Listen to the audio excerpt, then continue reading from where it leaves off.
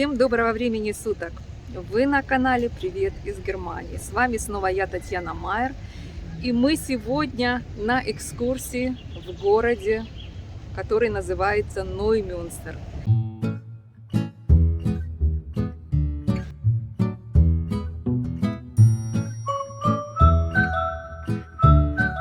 Это независимый город и региональный центр в центральной части Шлезвиг-Гольштейн и город с населением около 80 тысяч человек. А также этот город является пятым по величине городом в Шлезвиг-Гольштейне после таких городов, как Киль, Любек, Фленсбург и Нордерштедт.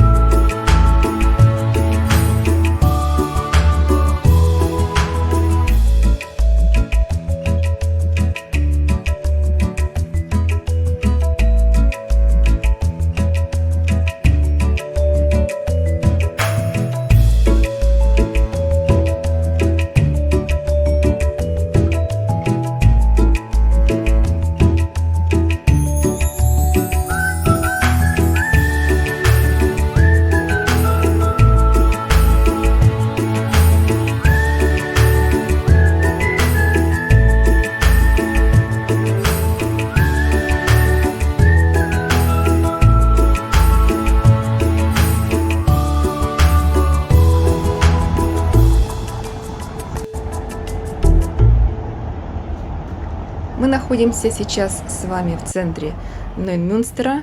Очень красивый центр здесь, старинные здания. Вот такая пекарня Гюнтер. Это Конрад Аденауэр Пляц 2.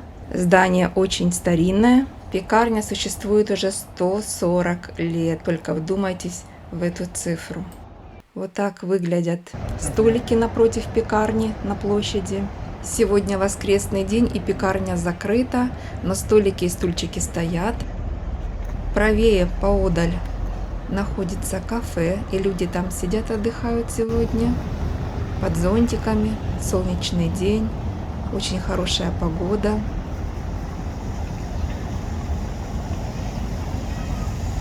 И здесь находится городская аптека рядом с пекарней. На площади. Выглядит все очень уютно. Мне здесь очень нравится. Здание аптеки тоже необычное. Посмотрите, какое интересное, тоже старинное. Вообще архитектура в этом городе очень красивая. Я обратила еще внимание вот на это здание. Посмотрите, оно датируется 1882 годом. Какое же оно красивое.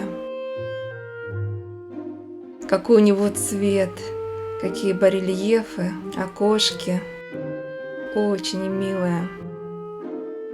И внизу этого здания находится магазин, в котором продаются Свадебные платья. Давайте-ка посмотрим на них поближе.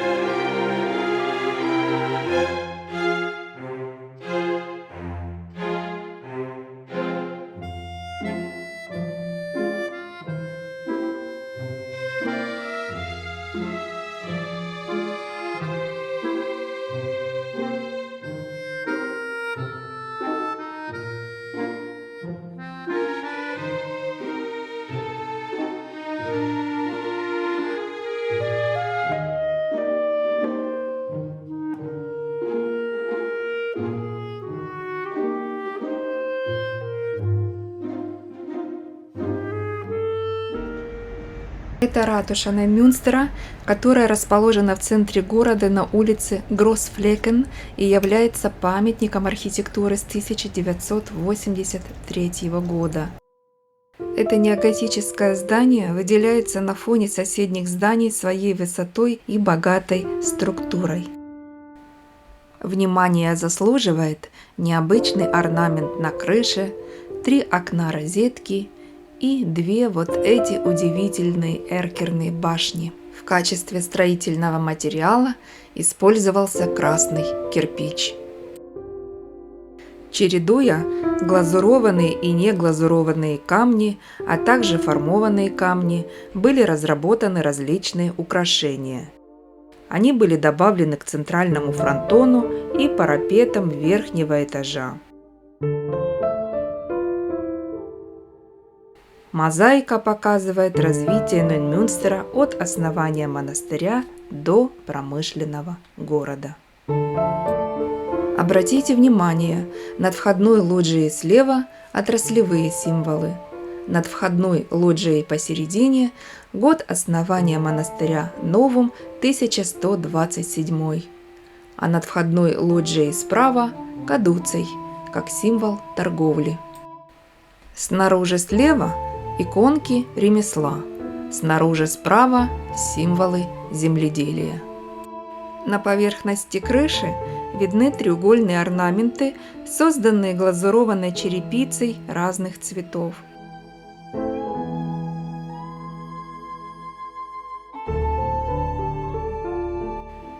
Наверху здание завершает стройная, высокая, коньковая башенка, которая всего на 3 метра ниже Вицелинской церкви, которую я покажу вам чуть позже. Ажурное здание с острыми и тонкими башнями в стиле неоготики было построено в 1900 году на месте предыдущего здания, а было открыто 2 октября 1900 года.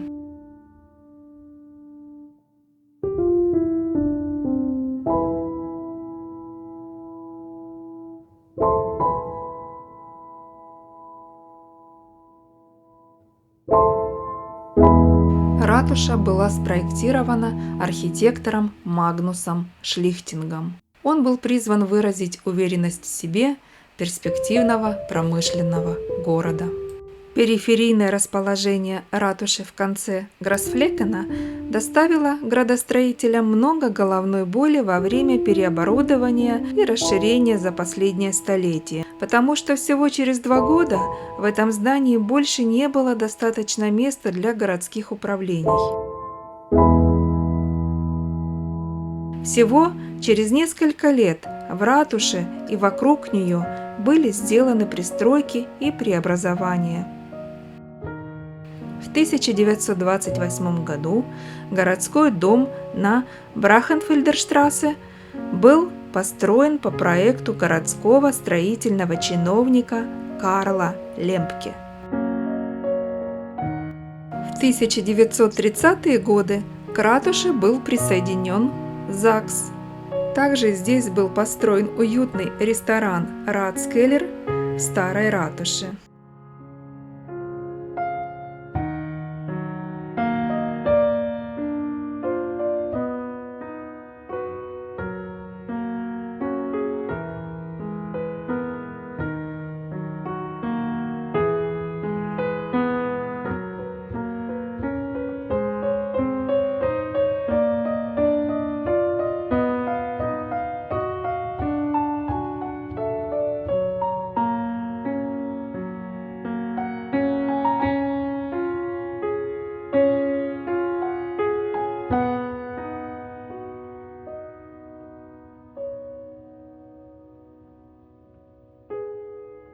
Сзади меня находится новый Rathaus, который построили уже после. В 1939 году к южному фронтону сделали невысокую пристройку. В 1977 году административный центр был расширен большими современными пристройками по планам архитекторов Диссинга и Вейтлинга из Копенгагена. В 1984 году было открыто новое административное здание ратуши.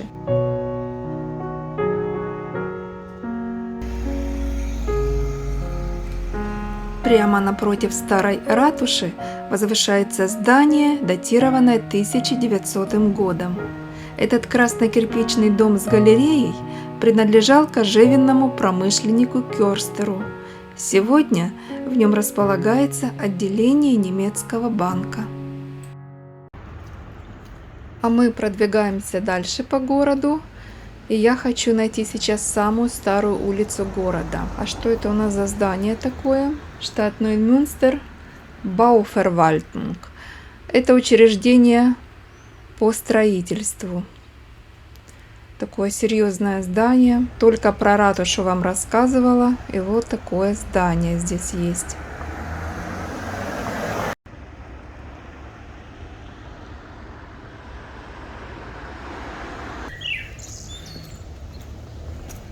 Мы шли и забрели на такую маленькую улочку. Посмотрите, какой домик повстречался мне на пути.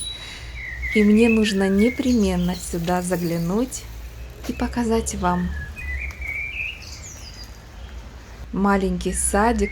Такое впечатление, что здесь живут не люди, а гномы и эльфы. Все сказочно выглядит.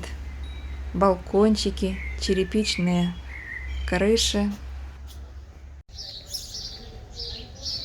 Наконец-то мы пришли сюда. Это одна из самых колоритных улиц Ноймюнстера. Старинная Фёрстхофштрассе. Здесь селились в основном ремесленники и торговцы, а потому ее назвали в честь местного кузнеца Йохима Фёрста. Именно на Фёрстхофштрассе находится старейшее здание Ноймюнстера.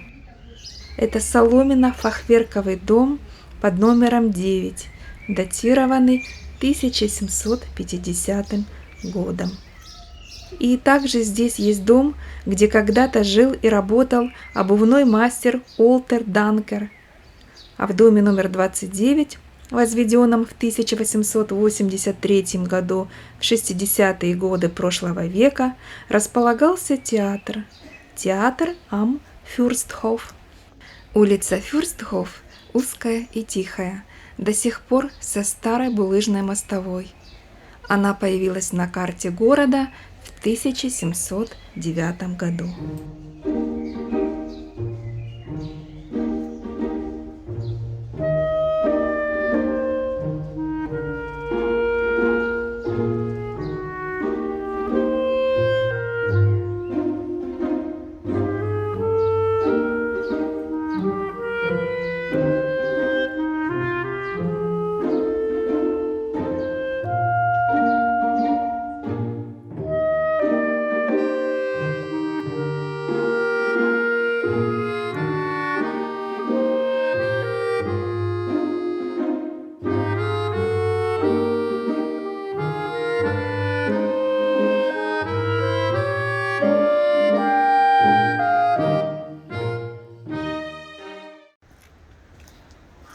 По этим ступенькам мы сейчас с вами поднимемся вверх, чтобы посмотреть достопримечательность Ноймюнстера, протестантскую церковь Вицелинкирхе, которая расположена на юго-востоке старейшего центра поселений на Кляйнфлекене. Я ее уже вижу, а вы?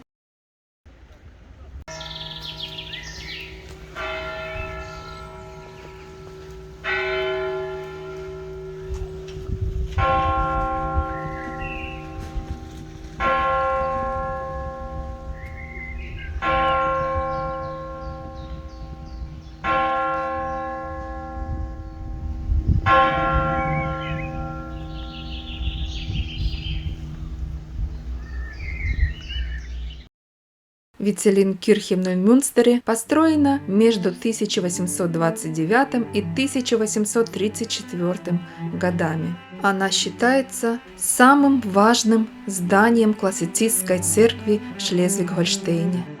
Проект исходит от главного директора здания Копенгагена Кристиана Фредерика Хансена, который также спроектировал новую церковь Святой Марии в Хузуме, которая была построена в то же время и очень похожа на эту, которая также была построена в качестве замены средневекового здания предшественника, которое было снесено в начале XIX века.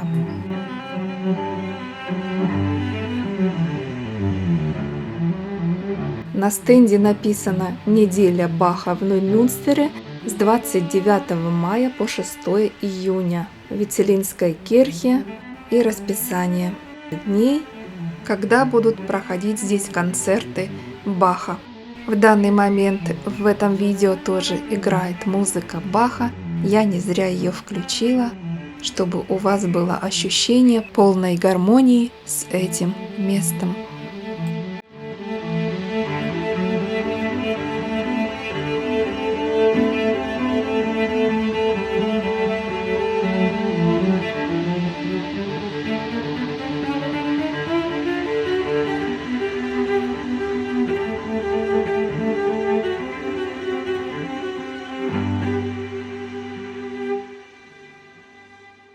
На протяжении всего своего существования с 1897 по 1919 это была гарнизонная церковь Шлезвиг-Гольштейнского пехотного полка номер 163.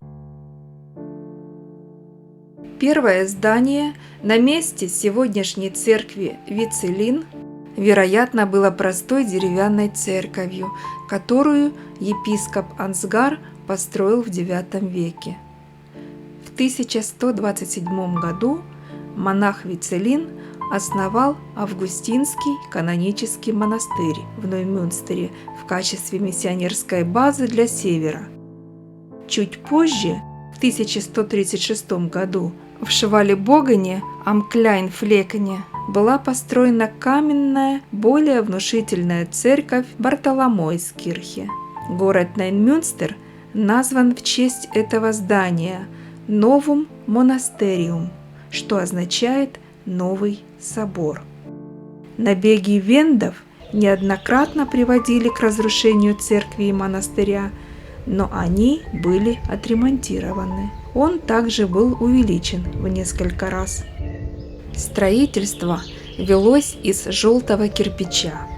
Этот материал, довольно нетипичный для региона, был намеренно выбран, чтобы отличить здание церкви от окружающих зданий из красного камня.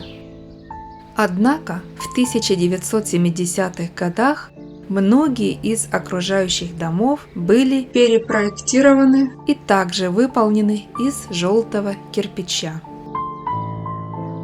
Квадратная западная башня полуинтегрирована в неф церкви, который покрыт шатровой крышей. Шахматный верхний этаж башни заканчивается куполом на цилиндрическом фонаре. Над высокими прямоугольными окнами на боковых стенках нефа расположены чуть более широкие полукруглые окна. Окна обрамлены плоскими ризолитами, которые сливаются в круглое арочное панно. В 1330 году монастырь, основанный Вицелином, переехал в Бордесхольм, но Ноймюнстер остался монастырем и в начале XVI века записал столько же монахов, сколько и главный монастырь в Бордесхольме – 15. Бартоломейская церковь использовалась на протяжении веков после реформации в качестве церкви для прихода Ноймюнстера. Однако в 1762 году он настолько обветшал, что колокол вырвался из его якорной стоянки и упал на церковь. Сначала была снесена башня, а в 1811 году и вся церковь. В конечном итоге церковь была заменена новым зданием. Главный директор здания Копенгагена Кристиан Фредерик Хансен спроектировал старую классицистскую протестантскую церковь, которая была построена между 1829 и 1834 годами. Вместо средневекового покровительства апостола Варфоломея для нового здания было выбрано название Вицелин-Кирхе. Это название происходит от монаха Вицелина, жившего в Ноймюнстере в 1127 году. Церковь Вицелин до сих пор считается самым важным, самым главным символом классицизма в Шлезвиг-Гольштейне и расположена прямо на реке Швале. К сожалению, церковь уже закрыта, поэтому мы не можем попасть внутрь.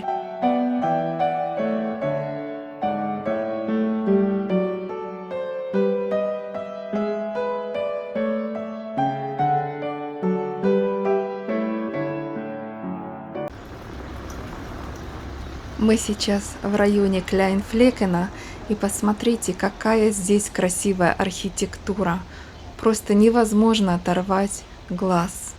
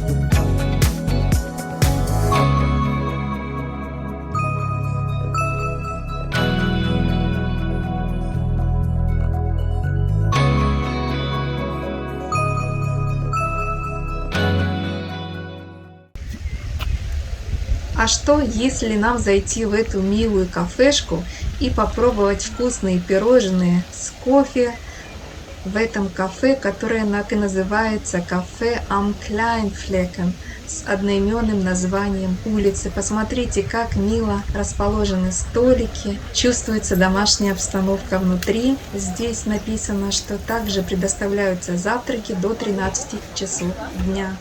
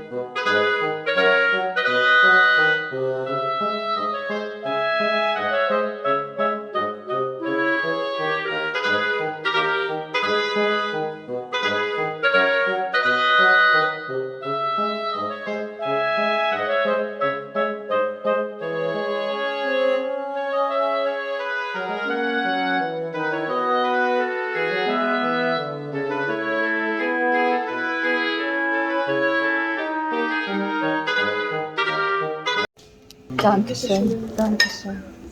Мой муж тортик и кофе заказал. У меня чаек и тортик. Такой красивый тортик, посмотрите. Надеюсь, что он и вкусный.